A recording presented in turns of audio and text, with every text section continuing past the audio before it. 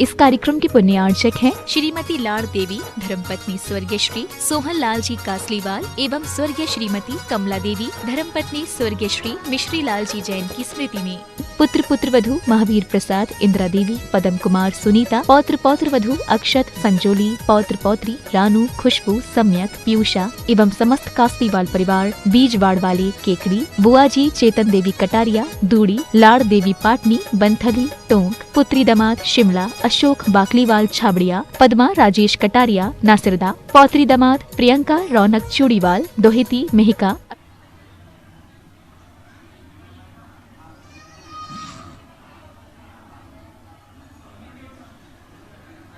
भैया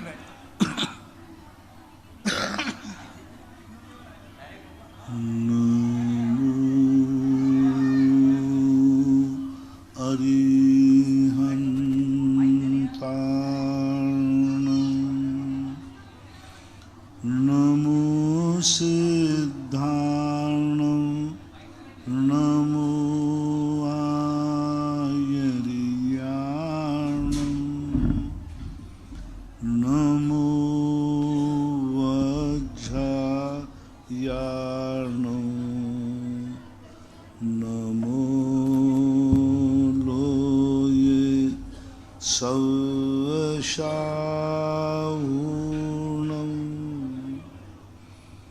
पंच परमेष्टि भगवान की आचार्य श्री गुरुवर कुंद कुंद महाराज की, आचार्य श्री गुरुवर विद्यासागर महाराज की, परम पूजनीय निर्व्यापक श्रवण मुनि श्री सुधा सागर जी महाराज की जय हो।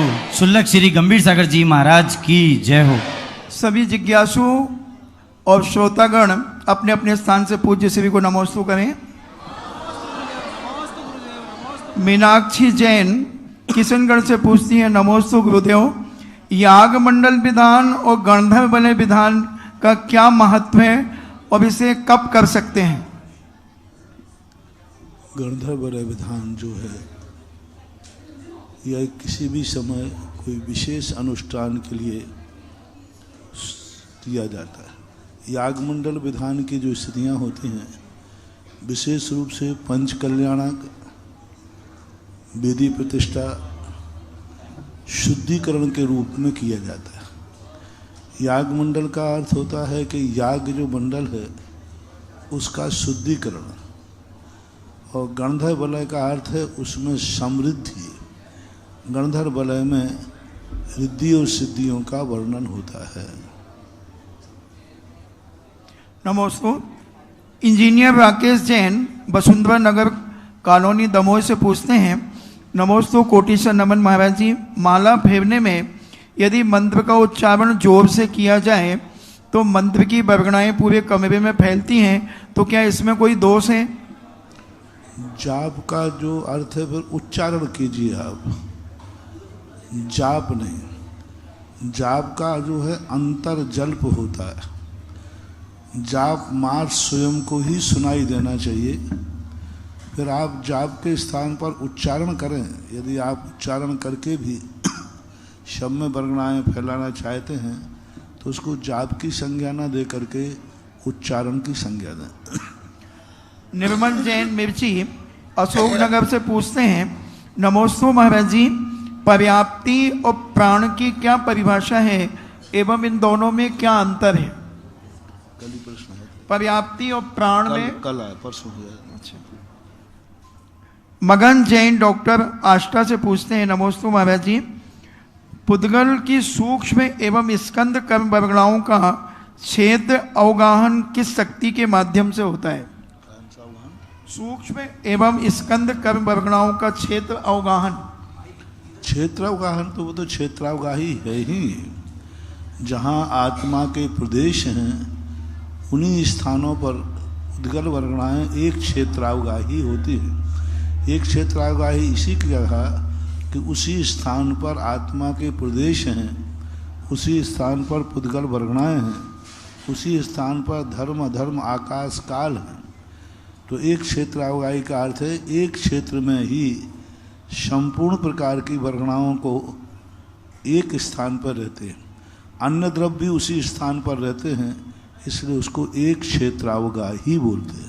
श्रीमती माधवी जैन बनगांव दमोह से पूछती हैं, नमोस्तु महाराज जी, आपने अपने प्रवचन में कहा था कि अगर गलती अपनी ना भी हो तो उसे स्वीकार कर लेना चाहिए, और स्वीकार करते तो और संकट हमारे पास जीवन में और संकट ही संकट आते हैं, तो हमें क्या करना चाहिए?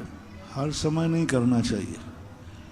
वहाँ ये भी प्रसंग कहा होगा कि यदि हमारी गलती स्वीकार करने से शांति होती है, कलह खत्म होती है, तो स्वीकार करना चाहिए। बैर यदि टूटता है तो स्वीकार करना चाहिए। लेकिन जहाँ गलती न होने पर, स्वीकार करने पर संकट आने की संभावना हो, वहाँ पर स्वीकार नहीं भी करना चाहिए। श्रीमती चंदा जैन आष्टा मध्य प्रदेश से पूछती, नमोस्तु महाराज जी, 9 कर्म वर्गणाएँ किसे कहते हैं या कितनी होती हैं? 9 कर्म वर्गणाएँ, सारी वर्गणाएँ, सभी वर्गणाएँ प्राय समान रूप से 9 कर्म वर्गणाएँ होती हैं। 9 कर्म वर्गणाओं के 2 रूप होते हैं। एक सामान्य पुद्गल को भी 9 कर्म वर्गणाएँ बोलते हैं, और एक 9 कर्म वर्गणाएँ है जिससे अपना शरीर बनता है। ये प्रति समय अनंत वर्गणाएँ अपन लोग ग्रहण करते हैं। ये शरीर मात्र भोजन से ही नहीं चलता, इसके लिए बाहर की खुराक जो है वो 9 कर्म वर्गणाएँ। कई बार आपने देखा होगा किसी व्यक्ति को खाने के लिए खूब दिया जाए, लेकिन फिर भी वो मच्छर जैसा ही रहता है, दुबला पतला रहता है, क्योंकि उसके शरीर की 9 कर्म वर्गणाएँ कमज़ोर हैं। और कई लोग रूखा सूखा खाते हैं, फिर भी शरीर में ताकत होती है। तो 9 कर्म वर्गणाएँ अपना शरीर प्रति समय अनंत 9 कर्म वर्गणाओं को ग्रहण करता है और छोड़ता है। मूल रूप से 9 कर्म वर्गणाएँ 3 शरीर ग्रहण करते हैं। एक देवता वैक्रियक और नारकी भी वैक्रियक शरीर में, दूसरा औदारिक शरीर मनुष्य त्रियंश औदारिक शरीर रूप में, और जो मुनिराजों को आहारक पुतला निकलता है वे आहारक पुतला बनाने के लिए 9 कर्म वर्गणाएँ ग्रहण करते हैं। इसलिए वर्गणाओं का जहाँ तक सवाल है तो 3 प्रकार की 9 कर्म वर्गणाएँ चारों गति के जीव भिन्न भिन्न यथा योग्य करते हैं। श्रीमान अरुण जैन मुंबई से पूछते हैं, नमोस्तु महाराज जी, हम लोग माला तो फेरते हैं, मगर किस दिशा में मुख करके, कैसे वस्त्रों को पहन करके और कैसी आसन लगा करके माला फेरना चाहिए? जितना बहुमान और जितना शुद्धि से फेरोगे मंत्र उतना ही प्रभावशाली होता है।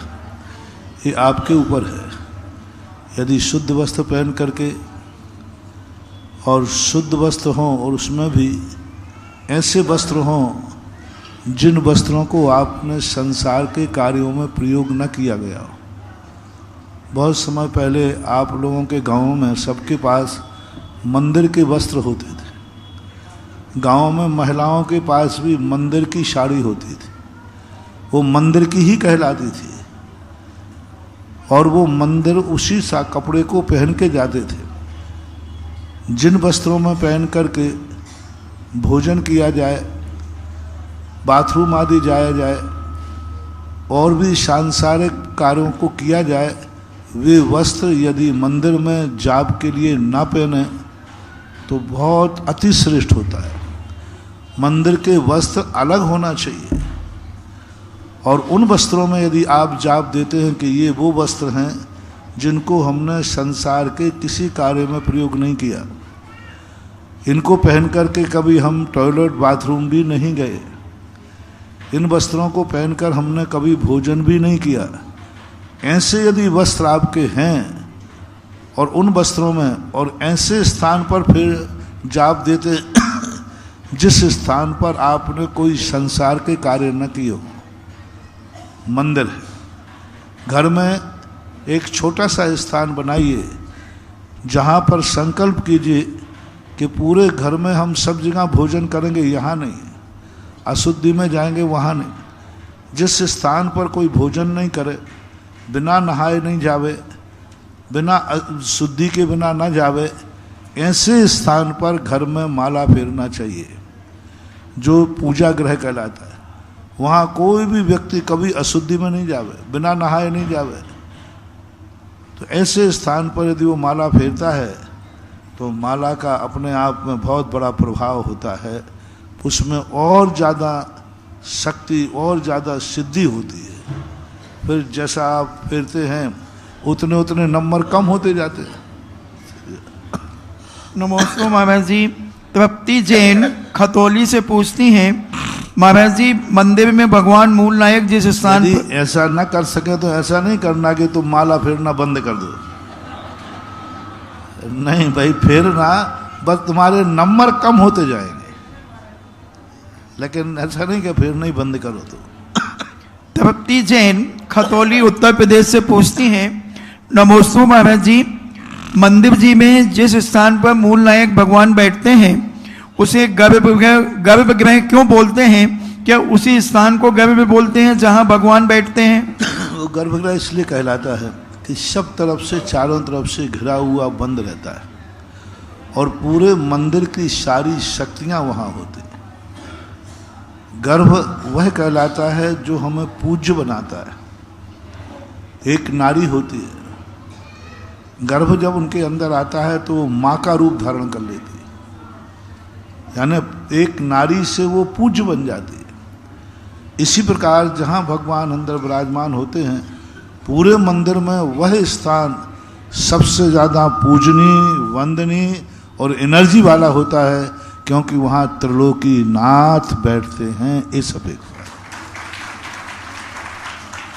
कैलाश चंद जैन अलकधाम नगर उज्जैन मध्य प्रदेश से पूछते हैं, नमोस्तु महाराज जी, मेरी शंका है कि मंदिर जी में वेदी में जो भगवान विराजमान होते हैं तो विधि पूर्वक वहीं उनकी शांति धारा करना ठीक है या पांडुक शिला में बिठा करके शांति धारा करना ठीक है?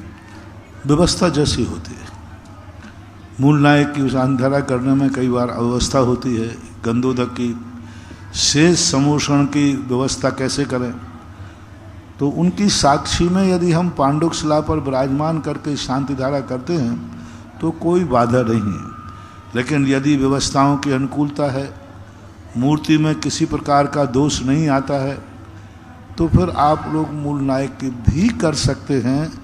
लेकिन मूल नायक की कई स्थानों पर, क्योंकि समूषण बहुत भारी होता है, उसको उठा के कहाँ रखो, और यदि वहाँ अंदर जाओगे तो उन भगवानों का भी अभिनय होता है। तो इन परिस्थितियों में विवेक से काम लेना चाहिए, जैसी व्यवस्था बने वैसा कर लेना चाहिए। राजीव जैन अमरपाटन से पूछते हैं, नमोस्तु मेरे आराध्य गुरुदेव, लोग कहते हैं धर्म करो धर्म करो, धर्म की वास्तविक परिभाषा क्या है? धर्म की वास्तविक परिभाषा वह है जो अपने को और अपनों को जो अच्छे मार्ग पर ले जाए वह धर्म कहलाता है। जिसके माध्यम से हमारा पतन हो वो अधर्म है, जिसके माध्यम से हमारा उत्थान हो, हमें शांति मिले, हमारी आकुलताएं कम हों, वही धर्म कहलाता है। धर्म का अपन इसलिए करते हैं जिससे हमारे मन में आए हुई आकुलताएं, कसाएं कम हों। जिसके माध्यम से कसाय बढ़ती हो वो धर्म करने वाला भी अधर्मी है। जिसको करने से हमारे राग द्वेष कसाएं कम होती हों वह धर्म की परिभाषा में आता है। राकेश जैन इंजीनियर वसुंधरा नगर कॉलोनी से पूछते हैं, नमोस्तु महाराज जी, हमारे यहाँ नवनिर्मित सहजकूट जिनालय बन रहा है, तो उसमें जो विद्यमान भगवान जो बैठेंगे सहजकूट में, उन भगवान को घर में रख करके भक्तांबर पाठ और बुलौआ आदि करते हैं, तो लोग उस प्रतिमा के चरण छूते हैं, तो यह उचित है या अनुचित है? किसी एकाध दिन ऐसा करना, जब नवीन मूर्ति आई हो, किसी एकाध दिन करना तो उचित है। चाहे मूर्ति प्रतिष्ठित हो या अप्रतिष्ठित हो, किसी की भी मूर्ति गृहस्थ को अपने घर में नहीं रखना चाहिए। फोटो रख सकते, मूर्ति का आकार किसी की भी हो, चाहे वो भगवान की हो, चाहे किसी अन्य की हो, चाहे कोई स्टेचू हो, अपने घर में जिसमें आवास करते हैं उसमें मूर्ति, किसी भी प्रकार की मूर्ति घरों में नहीं रखना चाहिए, नहीं रहना चाहिए। उसके लिए अलग ही स्थान होना चाहिए, जिसे मंदिर आदि कहते हैं, निवास वाले स्थान पर नहीं रखना चाहिए। ललितपुर से सीलचंद अनोबा गुरुवन नमोस्तु, उनकी जिज्ञासा है सूर्य मंत्र के बारे में आपने कल बताया था कि जो अक्षर जिस स्थान पर लिखना चाहिए उसी स्थान पर लिखना चाहिए, अगर गलत स्थान पर लिखते हो तो उसका प्रभाव अच्छा नहीं पड़ता। सूर्य मंत्र देने वाले को, मूर्ति विराजमान करने वाले को, पूजन करने वाले को, अब तो है ही गुरु पर हमारी जिज्ञासा कि मूर्ति विराजमान करने वाले एवं पूजन करने वाले, इनमें इनका क्या दोष है? हमने तो भावों के साथ मूर्ति स्थापित की है, गलती तो उनकी है, इसमें हम लोगों को दोष क्यों लगेगा? दोष उनको लगेगा जिससे गलती हुई है, लेकिन दोष का फल उनको भी मिलेगा जो वहाँ हैं। मान लो किसी व्यक्ति ने माचिस की काड़ी भूल सर के जला करके छोड़ दी तो उसको दोष लगेगा, लेकिन उन माचिस की काड़ी से जो आग लगेगी वो नुकसान तो दूसरे का भी हो सकता है कि नहीं। उस मूर्ति में दोष मुनिराज का है, प्रतिष्ठाचार्य का है। मैंने कहा था ना कि सभी मूर्तियां सभी मुनिराजों के द्वारा प्रतिष्ठित हों, एक समान अतिशयकारी हों, ऐसा कोई नियम नहीं है। उन मुनिराज की साधना कैसी है, तपस्या कैसी है, जितने प्रकार के मुनिराज हैं और मूर्तियों का वैसा ही अतिशय होगा। तुम समझो कि मूर्ति तो कहीं से प्रतिष्ठित करा लो, कोई भी महाराज नहीं, वो महाराज कैसे हैं, उनकी शक्ति कैसी है, उनकी साधना, उसके अनुसार अलग अलग सूर्य मंत्र देने वाले मुनिराजों की मूर्तियां अलग अलग अतिशयकारी होती। अलग स्थान पर प्रतिष्ठाचार्य का बहुत बड़ा प्रभाव पड़ता है। प्रतिष्ठाचार्य क्या उस शास्त्र का ज्ञाता है? क्या प्रतिष्ठाचार्य के लक्षण प्रतिष्ठा पाठों में लिखे हैं? वो लक्षण जिनमें हो तो मूर्ति का अतिशय बढ़ता है। फिर मंदिर का विराजमान करने का सबके भाग होते हैं। सदोष मूर्ति का यदि आप लोग पूजा पाठ करेंगे तो आपको भी दोष आएगा, क्योंकि दोष यह आएगा कि आपको वह फल नहीं मिलेगा जो फल आप चाहते हैं, क्योंकि सीधा है, गलत वस्तु का उपयोग करोगे तो गलत ही असर मिलेगा। इसलिए प्रभाव सबके लिए पड़ते हैं। ये आप लोगों को प्रतिष्ठा कराते समय सोचना चाहिए कि हमारी मूर्ति किससे प्रतिष्ठित कराएं, कौन सा प्रतिष्ठाचार्य हो, कैसे। तो ये सारा सोच श्रावक को होना चाहिए जो मूर्ति विराजमान करते हैं, करवाते हैं। पूरे देश और विदेश में अभिषेक पद्धति प्रदाता निर्यापक क्षमण मुनि पुंगव श्री सुधा सागर जी महाराज के चरणों में जिनवाणी चैनल व सुधा कलश चैनल और अकलेरा जैन समाज पर यहाँ अग्रवाल भवन में विराजमान भक्तों द्वारा बारंबार नमोस्तु नमोस्तु नमोस्तु। प्रथम जिज्ञासा के लिए हमारे विपुल जैन अकलेरा और इनके पश्चात हमारे विधायक जी गोविंद जी रानीपुरिया पधारे। नमोस्तु गुरुदेव, नमोस्तु गुरुदेव, नमोस्तु गुरुदेव। गुरुदेव, मुझे आपसे आशीर्वाद चाहिए आज कि हमारा जो थानावत ग्राम का मंदिर है वो वहाँ पे अब समाज नहीं रहा है और अकलेरा में हम उसको लाना चाहते हैं। और 2 कॉलोनाइजर्स ने अपनी ज़मीन देने के लिए हमें बोला भी है और मैं आपसे आशीर्वाद चाहता हूँ आज की हमें ऐसा आशीर्वाद प्रदान करें कि हम आनंद से उस मंदिर को अकलेरा लेके आए। अकलेरा समाज की जो सहमति हो उस सहमति से लाने में कोई बाधा नहीं, मेरा आशीर्वाद, पर समाज की सहमति से ही लाना। नमस्ते गुरुदेव, नमस्ते।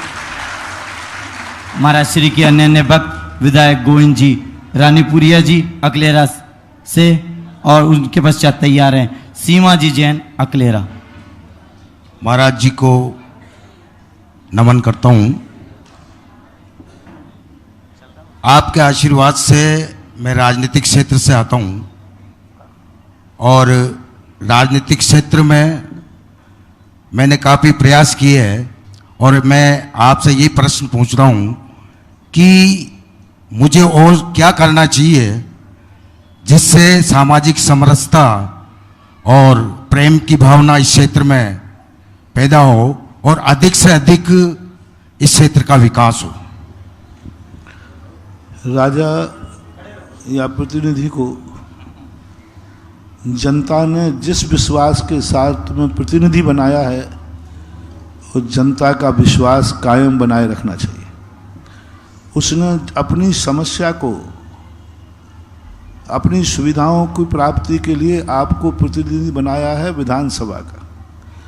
तो जनता की समस्याओं को वहाँ तक भेजना और राष्ट्र के द्वारा जो सुविधाएं मिलती हैं उन सुविधाओं को अपने विधानसभा क्षेत्र में जनता को उपलब्ध कराना पहला कार्य।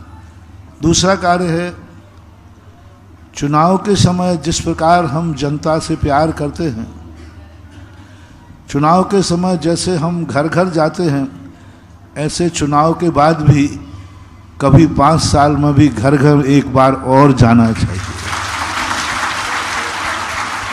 क्या होता है, वोट मांगते समय तो कभी घर घर आप लोग जाते हैं, 5 साल में बीच में 1-2.5 साल के बाद एक बार घर घर जाकर के, द्वार द्वार जाकर के और उनकी दुख दर्द को सुनना और उनका आभार मानने से अगला चुनाव सुरक्षित हो जाता है। क्योंकि जनता वहाँ तक नहीं पहुँच पाती जहाँ तक तुम्हारे लिए पहुँचने की बात होती है, तो तुम जनता तक पहुँचो। क्योंकि जनता का प्रतिनिधि प्रजातंत्र है, ये राजतंत्र नहीं। राजा जो देता है वह स्वीकार करना पड़ता है, ये राजतंत्र है। प्रजा जो चाहती है, राजा वो देता है, उसका नाम प्रजातंत्र कहलाता है। प्रजा क्या चाहती है वो हमें करना है। राजतंत्र में प्रजा की नहीं सुनी जाती, राजा जो करना चाहे वो प्रजा को मानना पड़ेगा। लेकिन प्रजातंत्र में प्रजा क्या चाहती है वह राजा को करना पड़ेगा, तभी प्रजातंत्र माना जाता है। इस प्रकार की व्यवस्था है। सीमा जी जैन अकलेरा और इनके पश्चात संजीव जी जैन शुभोदय तीर्थ। मेरे आराध्य गुरुवर के चरणों में मेरा और मेरे परिवार की ओर से 3 बार नमोस्तु नमोस्तु नमोस्तु गुरुवर।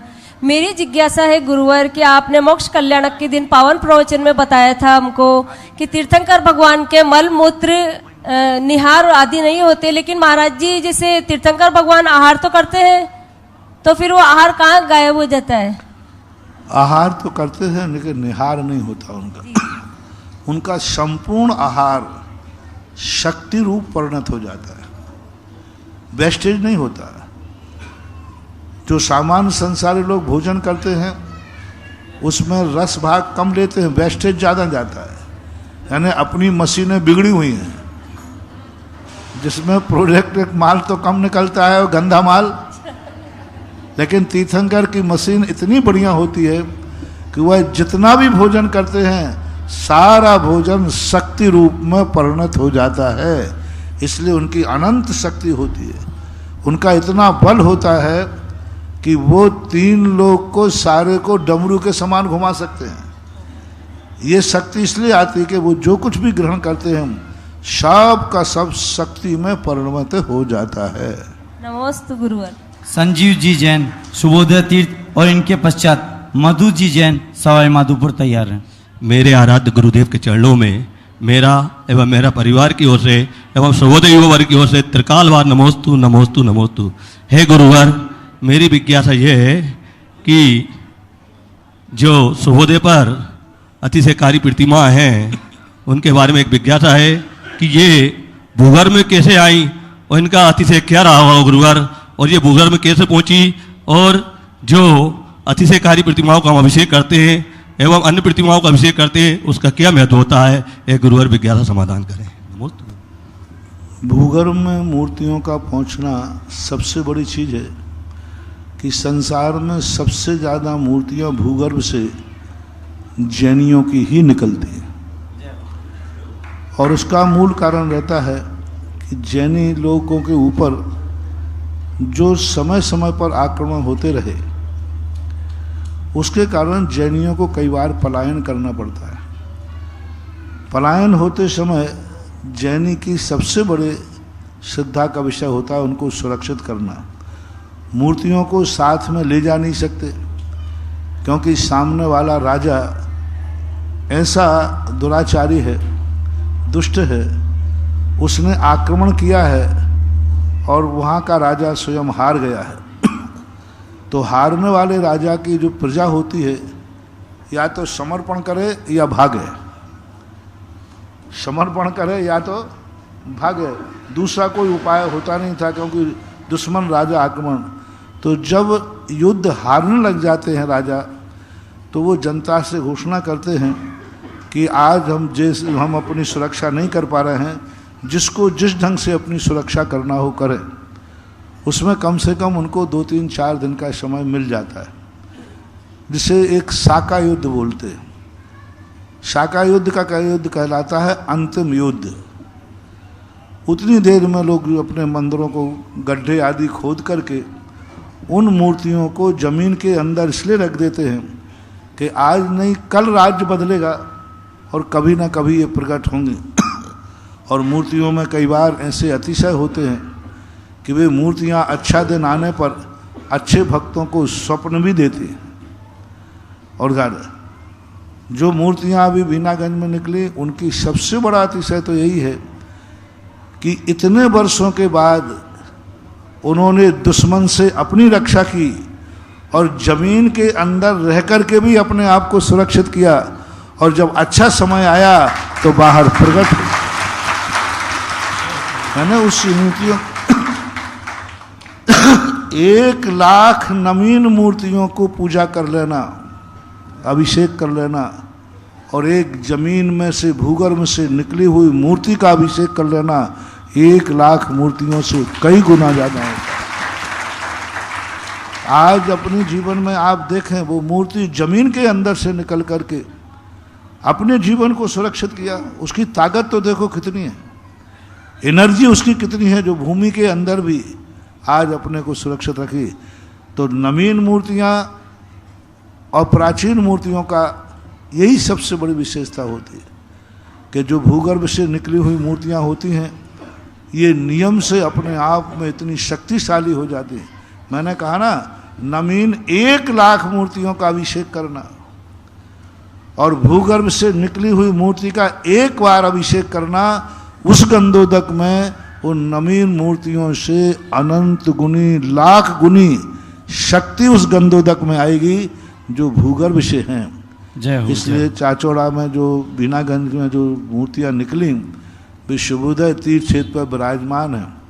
इस बार समाज को साधु के सानिध्य में ऐसी मूर्तियों का 1008 कलशों से अभिषेक करने की योजना वहाँ की समाज बना रही है। देखो, मैं भी बढ़ रहा हूँ, साधु कोई संकल्प तो कर नहीं सकता, लेकिन हो सकता है उन मूर्तियों का गंधोदक मैं भी प्राप्त करूं। ऐसी आताताई शक्तियों से के उपसर्ग से प्राप्त शुभोदय तीर्थ की 1400 वर्ष प्राचीन आदिनाथ बाबा, जिनको भी अपना सौभाग्य प्राप्त करना हो, अपने परिवार का नाम 9 वर्ष पर मंगलमय 9 वर्ष बनाना हो पूरा वर्ष, तो गुरुदेव के मुखारविंद से आप ऐसे अतिशयकारी भगवान की शांति धारा और 108 रिद्धि मंत्र, और गुरुदेव ने 1008 रिद्धि मंत्रों से एक परिवार का यदि आपको नाम बुलवाना हो तो 108 रिद्धि मंत्र और पूरे परिवार का नाम गुरुदेव के मुखारविंद से शांति धारा में बोला जाएगा।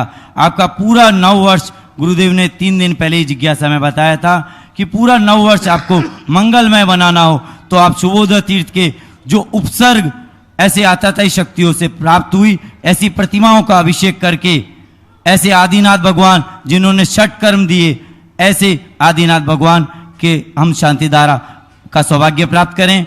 और आप उसके लिए 1,11,000 से शांति धारा, वो 108 रिद्धि मंत्र और 51,000 रुपये में और 11,000 में भी आप ये नाम लिखा सकते हैं। जिनवाणी चैनल पर आपको शुभोदय तीर्थ के संपर्क सूत्र चल रहे हैं, आप उनको नाम अपना लिखा सकते हैं। अगली जिज्ञासा के लिए मनोज जी पाटनी, किशनगंज विहार। गुरुदेव के चरणों में त्रिबार नमोस्तु नमोस्तु नमोस्तु। गुरुदेव के चरणों में त्रिबार नमोस्तु नमोस्तु नमोस्तु। गुरुदेव, मेरी शादी श्वेतांबर जैन तेरापंथी में हुई है। जब मैं दिगंबर समाज के संपर्क में आती हूँ, तब दिगंबर समाज ये कहता है कि तुम्हें ये करना चाहिए, तुम्हें ये नहीं करना चाहिए, तुम्हारे ये होता है, तुम्हारे ये नहीं होता है। तो मेरे मन में बहुत उथल पुथल होती है, तो मुझे क्या करना चाहिए?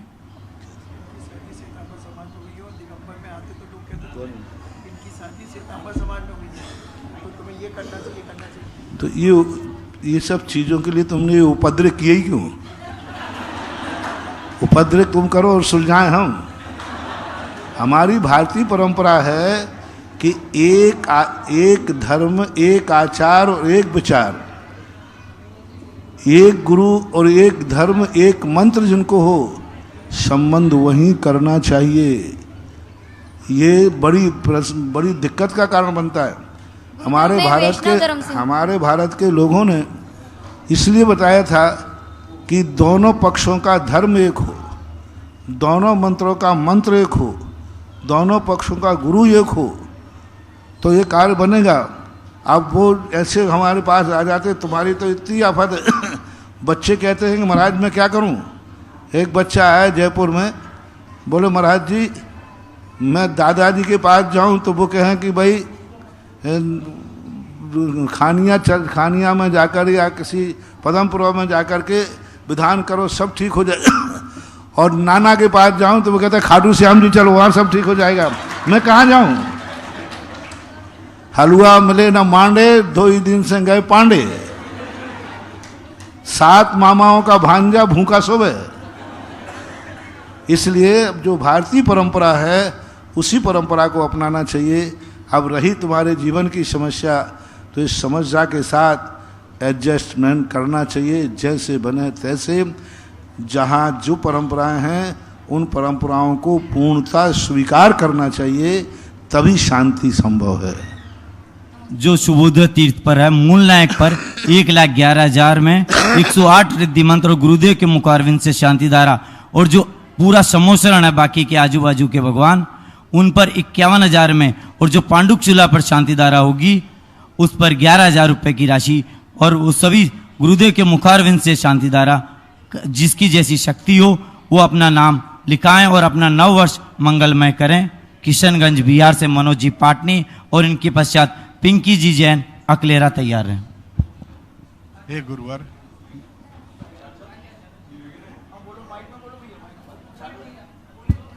मेरे आराध्य गुरुवर को मेरे परिवार की तरफ से एवं किशनगंज दिगंबर जैन समाज के ओर से चरणों में त्रिय बार नमोस्तु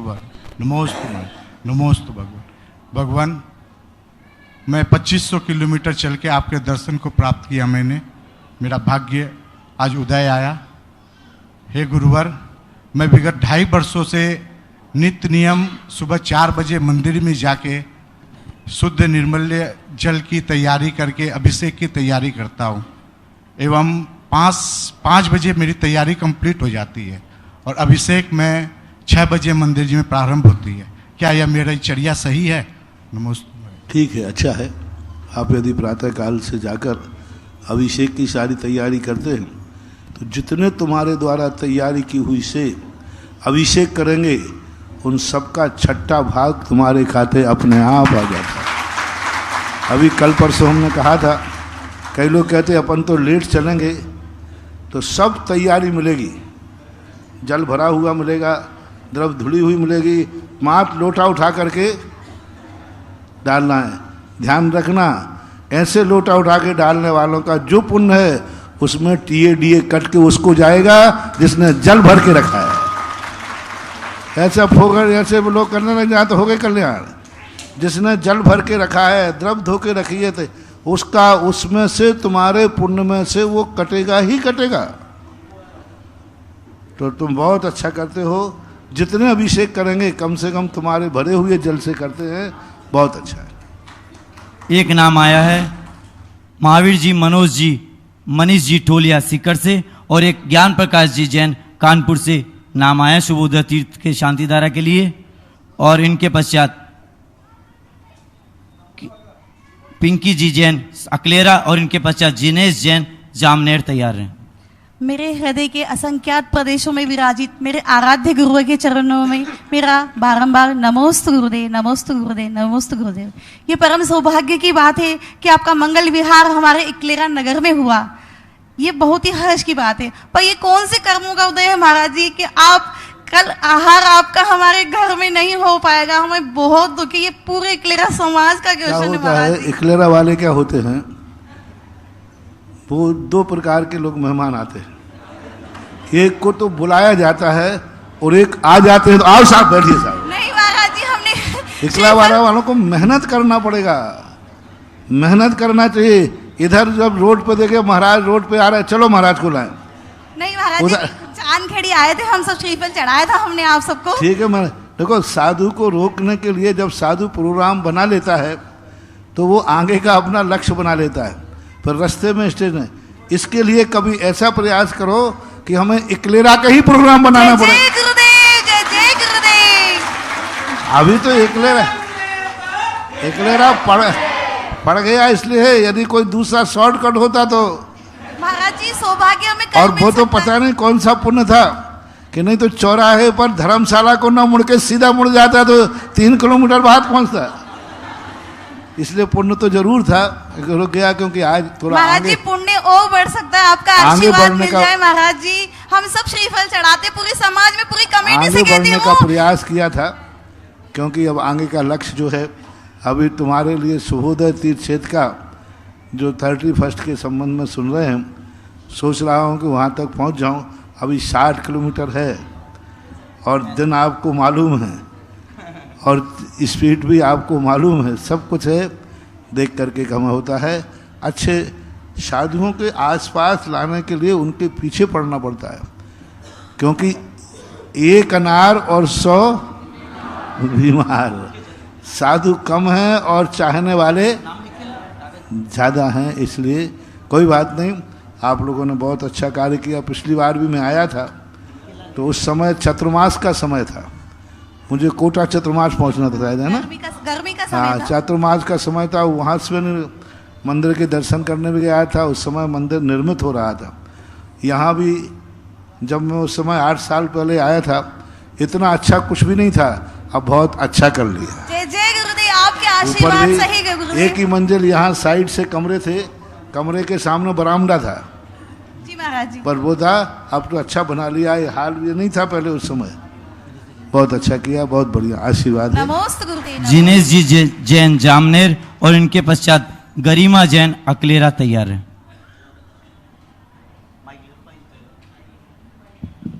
और जिनको भी एक आदिनाथ भक्तामर विधान में चांदखेड़ी में नाम आया, राजेश जी, हे महाराज श्री- जगदीश जी जैन अकलेरा।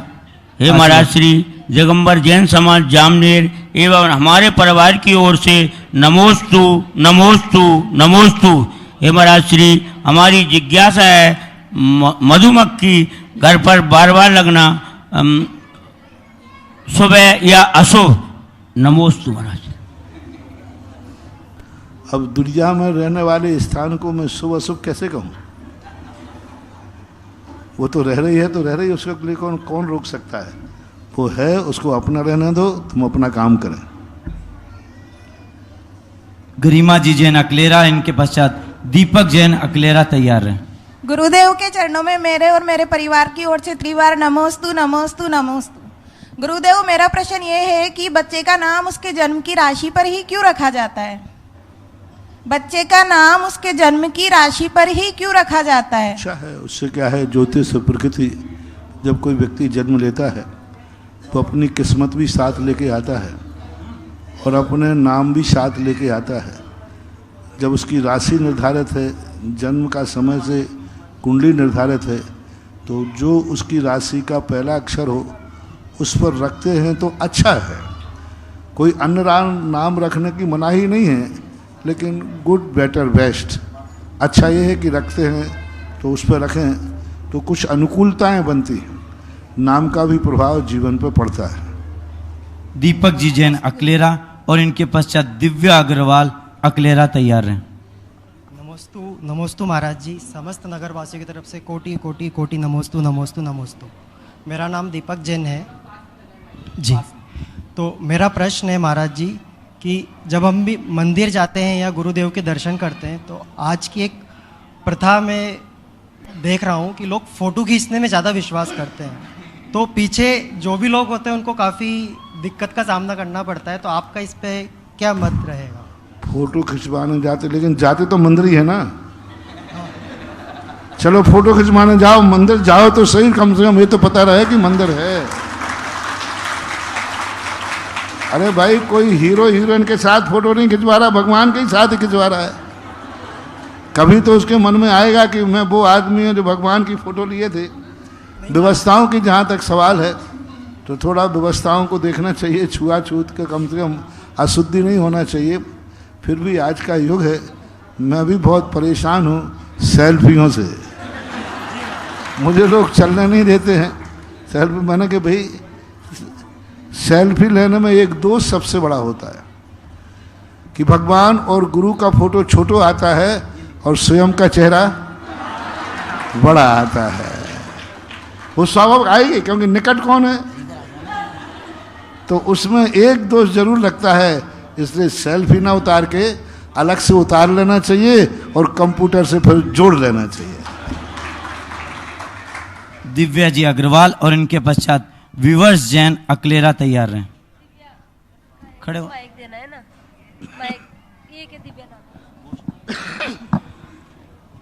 मेरे हृदय वेदिका पर विराजमान मेरे गुरुवर को त्रैवार नमोस्तु नमोस्तु नमोस्तु। गुरुवर, ये मेरी दीदी का क्वेश्चन है। ओम शांति। जब दो इंसान के आपस में लड़ाई हो जाती है तो एक ही इंसान कब तक क्षमा मांगेगा? एक ही इंसान कब तक झुकता रहेगा? अगर एक ही इंसान झुकेगा तो दूसरे इंसान को उसकी गलती का कैसे महसूस होगी? ऐसा आपने पंच कल्याण के समय 4 दिन बोला था, इसका समाधान करें। देखो, सामने वाले को 2 प्रकार से मौन रहा जाता है। उसको सुधारने की दृष्टि से, बेटा गलती करता है तो माँ उससे बोलना बंद कर देती है। ये कसाय भाव नहीं है, ये उसको सुधारने का तरीका है। तो किसी से हम बोलना बंद करते हैं तो जरूर नहीं कि वो कसाय हो, सुधारने का भाव होता है। यदि हम बैर भाव के लिए करते हैं, यदि हम कसाय रख के करते हैं तो फिर वो गलत है। उसके लिए कब तक हम माफ़ करें? तो जैसे पारसनाथ ने 10 भाव तक कमठ को माफ़ किया, 10 भाव तक। और यदि हम अपनी गलती को माफ़ करेंगे, कर्म उसको सजा देगा। हम क्यों देवें? हम तो क्षमता भाव रख कर के अपना उद्धार करें, कर्म उसको सजा देगा। पारसनाथ ने अपने कमठ को स्वयं सजा नहीं दी, लेकिन कर्म ने कितने बार सजा दी? नरक में भेजा, त्रियंच गति में भेजा, निगोद में भेजा, कितने कष्टों में भेजा। पारसनाथ जो अच्छे लोग होते हैं, जो अपनी तरफ से बैर नहीं करते हैं, उनका दंड वो स्वयं नहीं देता है, विधाता के द्वारा नियुक्त, यानी प्रकृति ने नियुक्त किया है, कर्म देता है। साधु को गाली देवे, साधु के गले में, यशोधर महाराज के गले में राजा सनक ने सर्प डाला, महाराज ने उसे दंड नहीं दिया, लेकिन कर्म ने ऐसा दंड दिया कि उसे नरक जाना पड़ा। तो अपन साधु लोग बहुत, उनकी, अब जो अच्छे लोग होते हैं ना, ये इनकी बहुत मोनोपोली बहुत होती है। ये कहते हैं कि इसने गाली दी, अपन चुप रहो। यदि हम गाली दे देंगे तो फिर कर्म इसको सजा नहीं देगा, और हम यदि चुपचाप सुन लेंगे तो कर्म ऐसी सजा देगा जो हम भी नहीं दे सकते। इसलिए सज्जन पुरुष को हमेशा ये सोचना चाहिए, ये गलत कर रहा है तो इसे कर्म सजा देगा। यदि उस समय यशोधर महाराज गले में सांप डाला था, यदि सजा देते तो क्या दे सकते थे? एक थप्पड़ मार देते या अभिशाप देके उसको भस्म कर देते, एक ही भाव तो मिटता और पारसनाथ की साधना खत्म हो जाती। लेकिन उनके मौन रहने पर कर्म ने ऐसी सजा दी कि वो सागरों हजारों पर्यंत तक वो नरकों में दुख भोग रहा है, और महाराज ने अपना मुनि पद भी सुरक्षित रख लिया। शुभोदय तीर्थ पर शांतिधारा के लिए नाम आए हैं। 11,000 रुपये की राशि से बोरा चंद्र प्रकाश चौधराज, बादामी देवी दीपिका, भाविक प्रियल, निखिल संयम, समस्त वोरा परिवार खांदू कॉलोनी से, और जोधपुर से एक नाम आया असीम जैन, श्रीमती अस्मिता जैन जोधपुर से, और उनके पश्चात तैयार रहें सुरभि जैन अकलेरा। वर्तमान के समंत भद्र के चरणों में बारंबार नमोस्तु। भगवान, ये देखा गया है, संसार में सबने देखा है कि आचार्य भगवंत और आपके द्वारा अल्प समय में बड़े बड़े विशाल जिन मंदिरों का निर्माण सहज ही हो गया है। तो गुरुदेव मेरी जिज्ञासा यह है कि इतने बड़े विशाल जिन मंदिरों का निर्माण बिना रिद्धि सिद्धि के कैसे संभव हो पाया है करना? वर्तमान में भी क्या गुरुदेव चतुर्थ काल सम पंचम काल में रिद्धियां हो सकती है क्या मुनिवरों के? रिद्धि और सिद्धियां तो नहीं हो सकती, लेकिन रिद्धि और सिद्धियों की पूजा हो सकती है। हम सूरज के सामने दीप तो का प्रकाश कोई मायना नहीं रखता, लेकिन दीपक से सूरज की आरती तो उतारी जा सकती है। इसी प्रकार रिद्धियां सिद्धियां भली आज नहीं हैं, लेकिन रिद्धि सिद्धियों की आराधना, उनकी प्रार्थना, उनका आदर, उनके प्रति पूज्य भाव रख करके आज उनसे कार्य देखे जाते हैं। इतने बड़े कार्य सहजता में हो जाना, नियम से कोई ना कोई अदृश्य शक्ति तो है जो इस दृश्य को दिखा देती है, और वो है आज के समय पर सबसे बड़ी जितनी महाशक्तियां हैं उनके प्रति आदर भाव, सम्मान भाव और उनकी आराधना करने से ऐसा होता है। सुरभि जी जैन अकलेरा और इनके पश्चात तैयार रहेंगे अभिषेक जी जैन जामनेर। मेरे इष्ट गुरुदेव के चरणों में मेरे और मेरे पूरे परिवार की ओर से बारंबार नमोस्तु गुरुवर, नमोस्तु गुरुवर, नमोस्तु गुरुवर। गुरुवर मेरी जिज्ञासा ये है कि हम मन से तो इतनी धार्मिक क्रियाएं करते हैं, और जब करने की बारी आती है तो हमारी धार्मिक क्रियाएं कुछ ही पूरी हो पाती है।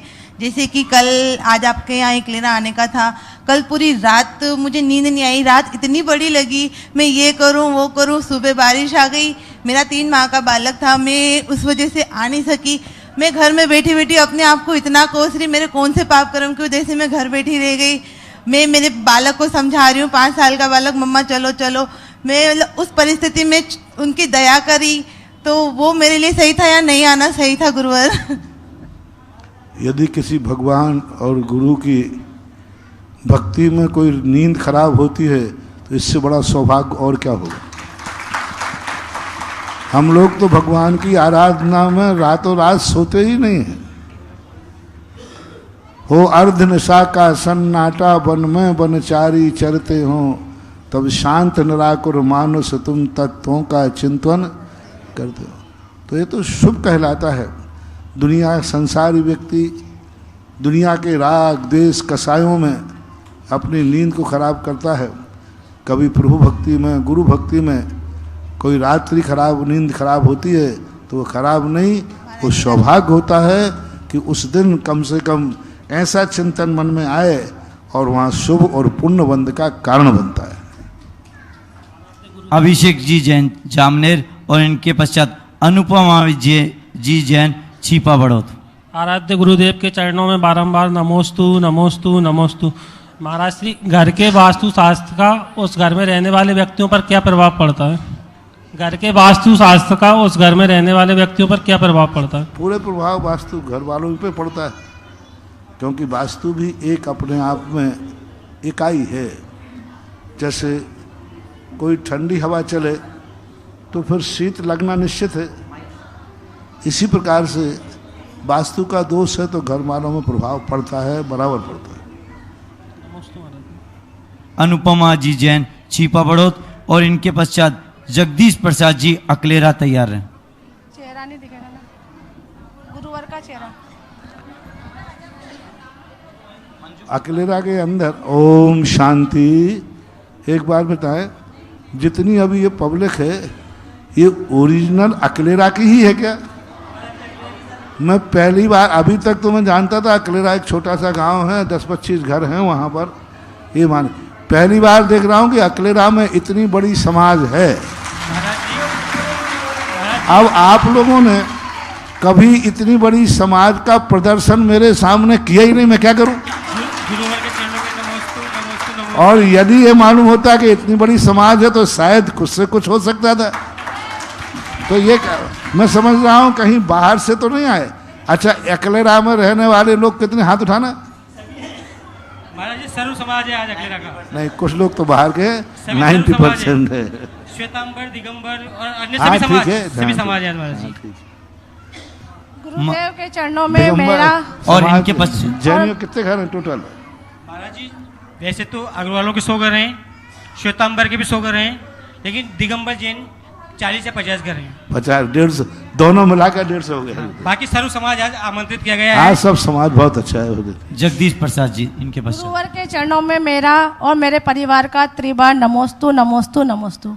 गुरुवर मेरा प्रश्न यह है कि मैं छिपा बड़ौद से हूँ और मेरे छिपा बड़ौद के अंदर 2 मंदिर है और केवल 4 घर है दिगंबर जैन समाज के। गुरुवर मंदिर तो 2 है लेकिन घर 4 है। कभी कभी गुरुवर ऐसी समस्या आ जाती है कि एक मंदिर में ना पक्षाल हो पाती है और एक में हो जाती है। तो गुरुवर वो दोष जिस मंदिर में पक्षाल होती है उनको लगता है कि या मतलब वहाँ पे कोई वो परीक्षाल करने वाला कोई भी नहीं रहता है। तो जिस मंदिर वाला रहता है उसको आगे कराना चाहिए, है तो भगवान के मंदिर ना। पर गुरुवर कभी कभी समस्या ये आती है कि मालूम नहीं पड़ती है कि वहाँ पे पक्षाल हो रही भी है कि नहीं हो रही है। अब इस समस्याओं को तो क्या करें, आप लोग धन के पीछे दौड़ रहे हो, धर्म को पीछे छोड़ रहे हो, तो अब ये तो समस्या है ही आज। इसके लिए तो आप खुद समाधान करें, इसका उपाय क्या है। गुरुवर मंदिर का निर्माण भी नहीं हो पा रहा है। ओम शांति। जगदीश प्रसाद जी अकलेरा, उनके पश्चात मंजू जी जैन गोदा जयपुर। गुरुवर मैं दिगंबर समाज सकल समाज एकलरा की तरफ से आपको नमोस्तु नमोस्तु नमोस्तु करता हूँ। हे भगवान, हम लोगों के बहुत पुण्य का उदय है जो आपके दर्शन हुए। भगवान मैं आपसे पूछना चाहता हूँ कि ये 6 द्रव्य 7 तो 9 पदार्थ होते हैं, इनमें पंचअस्तिकायी जीव किन्हें कहते हैं, हम उनमें पूरे समझ नहीं पाते। पंचअस्तिकायी जो होता है ना, ये कौन होता है? 6 द्रव्य 7 तो 9 पदार्थ में। 5 अस्तिकाय का अर्थ होता है काय यानी समूह। जिन द्रव्यों के अनेक प्रदेश होते हैं उनको पंचास्तिकाय बोलते हैं। द्रव्य 6 होते हैं जिनमें काल द्रव्य जो है स्वतंत्र एक प्रदेशी है, इसलिए काल द्रव्य को छोड़ करके शेष द्रव्य जितने हैं ये बहुप्रदेशी है। यानी धर्म अधर्म आकाश और काल में से काल को छोड़कर बाकी असंख्यात प्रदेशी, आकाश अनंत प्रदेशी, पुद्गल जो है एक प्रदेशी भी है लेकिन कार्य की अपेक्षा से वो अनेक प्रदेशी है।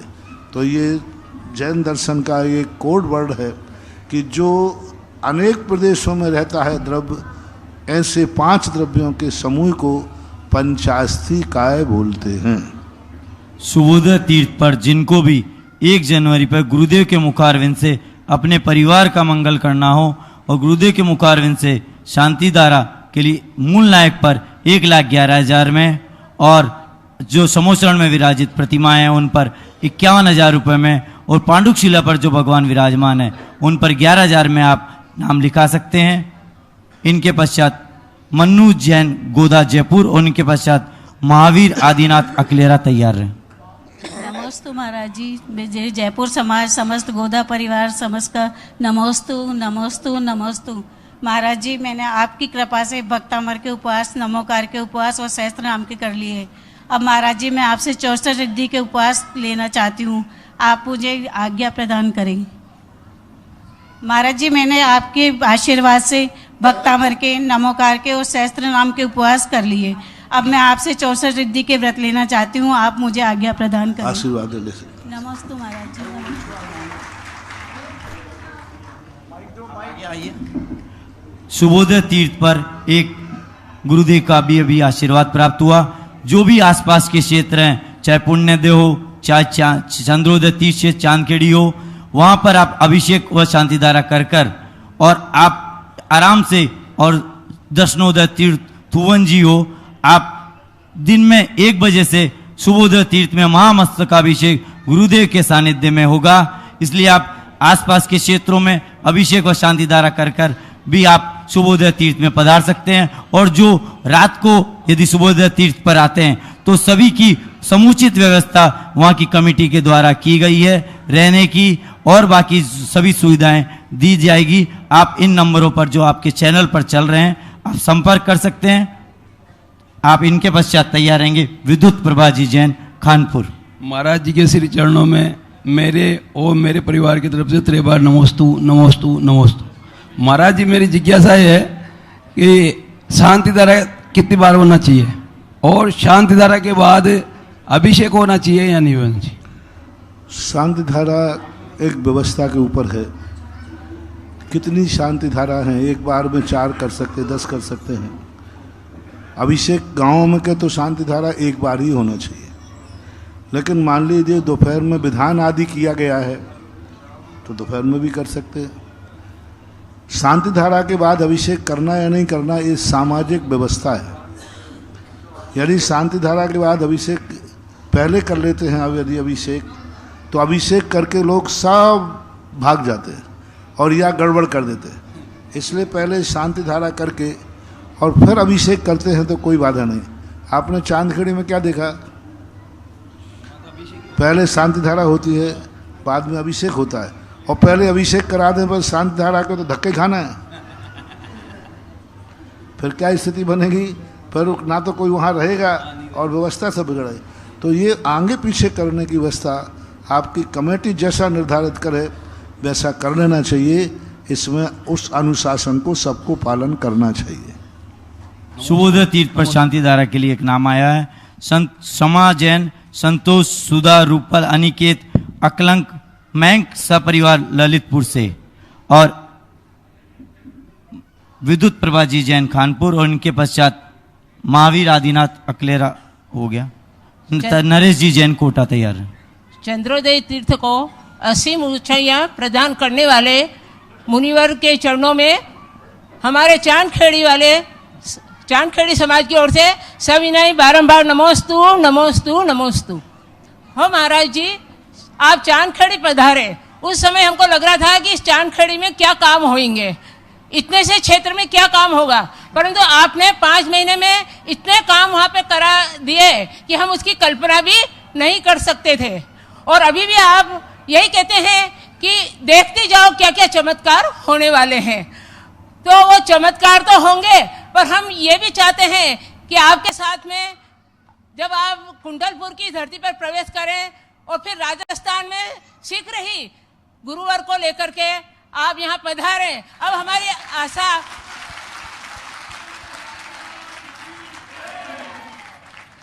अब हमारे नेत्र टकटकी लगा करके यही देख रहे हैं कि कब गुरुवार आपके साथ में आवे, आप उनको लेकर के आवे और हम उनके दर्शन पूजन करें और फिर आप चमत्कार पे चमत्कार फिर दिखाते रहें। बस यही कहना है महाराज जी। आज चांदखेड़ी क्षेत्र एकदम सूना हो गया है। कल से आप परसों से पधारे, ऐसा लगता है कि कहीं पे कुछ भी नहीं है। मैं पक्का चांदखेड़ी सूना हो गया, बिल्कुल मैं सच्चे मन से कह रहा हूँ। मैं वहाँ से कुछ भी लेके नहीं आया। पिछी का मंडल लेके गया था और पिछी का मंडल लेकर के ही चांदखेड़ी में जो पहले था वही अब भी है, और बहुत अच्छा वहाँ तो और क्या क्या होने वाला है वो तो अभी तो बीजारोपण करके आया हूँ। वृक्ष फलेगा तब सारा जगत देखेगा। गुरुदेव का। नरेश जी जैन कोटा, और इनके पश्चात तैयार रहेंगे ताराचंद जी जैन सारोला। आराध्य गुरुवर के चरणों में नमोस्तु नमोस्तु नमोस्तु। महाराज चांदखेड़ी में चतुर्मास हुआ और इतनी तेज बारिश हुई उसमें तो, और 4 फीट पानी प्रांगण में था। तब हमने आपसे कहा कि महाराज जी आज शानदार, तो आपने ठीक उसे जब इतना पानी था तो बोला नहीं 4 बजे सबको मैसेज दो, 4 बजे शानदारा करेंगे, और ठीक 4 बजे आप शानदारा के लिए पहुँच गए। आज महाराज जी चांदखेड़ी से विहार हुआ, सारोला से तारस से आज सवेरे विहार हुआ, और दिसंबर का महीना तेज सर्दी है और ऊपर से बारिश, और आप इन प्रतिकूल परिचयों में अनुकूलता का आनंद ले, और हमको ये बोल रहे अरे ध्यान रखो, और आप सब पूरा हंस के और विहार कर रहे थे। हम श्रावकों को किस तरह का इस तरह प्रतिकूल अनुकूलता का आनंद ले पा रहे। हमारा सिद्धांत है प्रकृति को कभी रोकना नहीं और प्रकृति से कभी रुकना नहीं। प्रकृति को कभी और प्रकृति से कभी रुकना नहीं।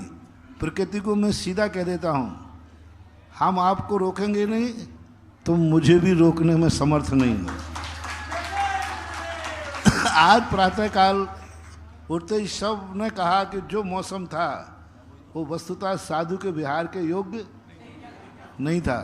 तो मैंने प्रकृति से यही कहा, मैं तुम्हें नहीं रोक रहा हूँ, चाहूँ तो मैं तुझे रोक सकता हूँ। लेकिन जब मैं तुम्हें नहीं रोकता हूं तो तुम मुझे रोकने वाली कौन हो? बस ये शब्द कह करके मैंने कदम बढ़ा दिया और इकलेरा गया, नहीं तो अभी वहीं बैठा होता है। शांति धारा के लिए एक और नाम आया है, श्रीमती सुनीता जी जैन अहमदाबाद, सावन पालक जैन कवित वदिश और सुख समृद्धि के लिए, और ताराचंद जी सारोला। मेरे परम पूज्य आराध्य गुरुदेव सुधा सागर जी महाराज के चरणों में कोटिशन नमन नमन। महाराज जी कहा है कि परिवर्तन संसार का नियम है और आविष्कार की जननी है।